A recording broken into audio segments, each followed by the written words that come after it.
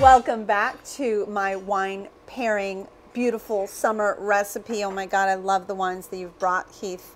I hate that I can't drink them, but they smell delicious. But thank you for bringing it red. Finally, something I can actually gorge on. So the next and last dish, lamb kofte.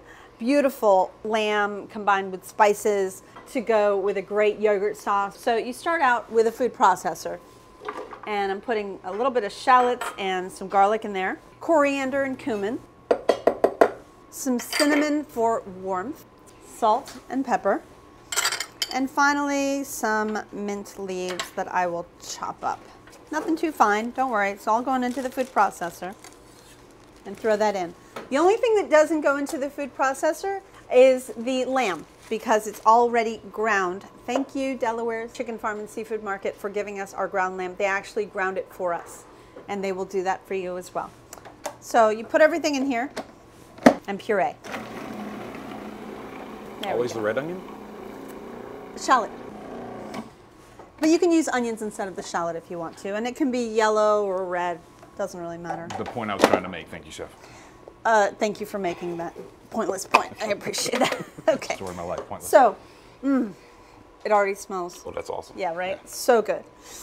Go ahead and put all this together.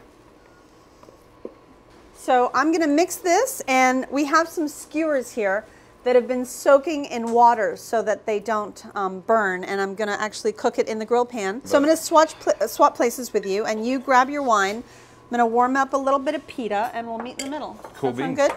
Seeing as how I know they're a huge red wine fan now, because you can't have any white wine, this is actually something that you sort of led me into this wine, actually. Talking about the lightest style of lamb preparation you could really think of. Yeah. Because obviously when most people start looking at lamb, first thing they start thinking about is a big chop or a big leg or things like that, right? Right. And so, of course, those things need a more robust, fuller body. And they're difficult to eat in this heat, to be honest with you. Yeah, no, exactly. And so most people would come in here with some monster Barolo or Cabernet or something like that. Like, I've got to stand up to the brawniness of the meat. But it's delicate, it's light.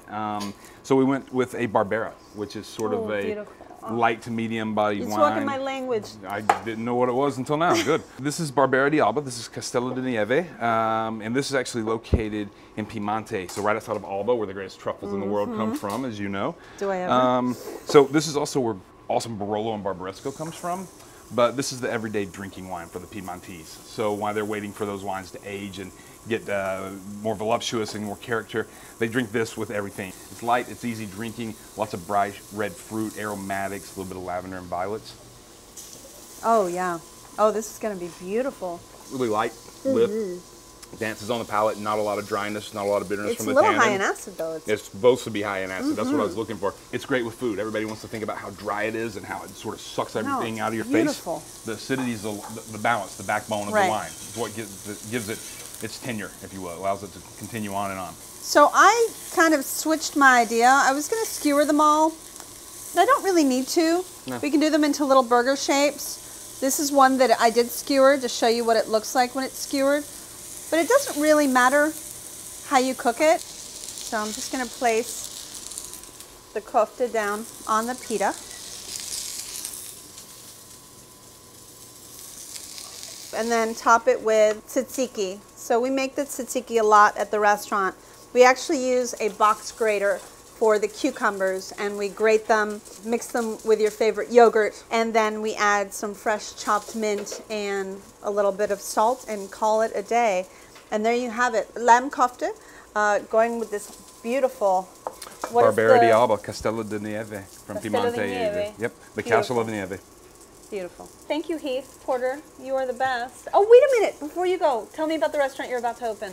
Oh, wow. Please. Thank you. Awesome. No, thank you. So, No Name Chinese. Yes, I know that is a stupid name. We're taking everything that you love about Chinese food, the cooking technique, the woks, the dumplings. We'll always have 6 fresh dim sum dumplings in the house every day, and we're reinventing it. We got the technique, but then we're using all of our organic local produce.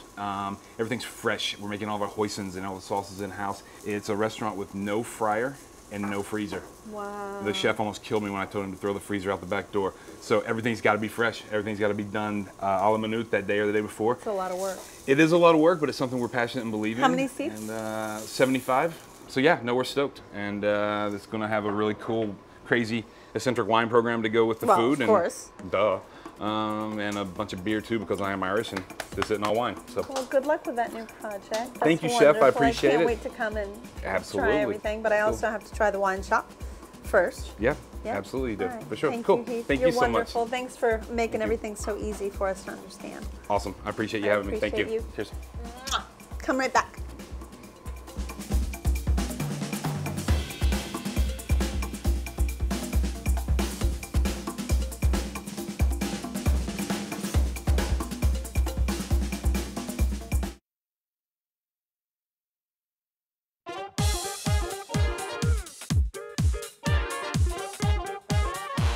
I want to thank Heath Porter from Uvaggio Wine Bar in Coral Gables, which also has good food too, and for joining me today, of course. And I want to thank you for joining me, and I appreciate you taking the time. If you didn't see the whole show today, you can see it anytime on SoFloTaste.com or again tomorrow night at midnight. Next Saturday, we're celebrating the 4th with some firsts, first responders that is. I'm putting on a fabulous 4th of July cookout for some of South Florida's first responders. Those people who do so much for us all year round. Join us for some great recipes and some well-deserved thanks. Now let's see what's next on SoFlo Home Project. Good morning, Martin. Hi, Michelle. Have you ever been inspired by a decorating idea but felt it might be a little bit too hard to achieve in your own home? Well, coming up on SoFlo Home Project, we create the look of a dining room similar to one that the homeowner fell in love with, but we do it for much less.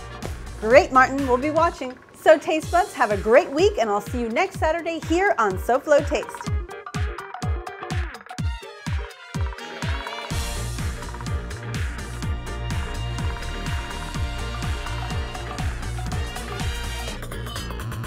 Oh, yeah.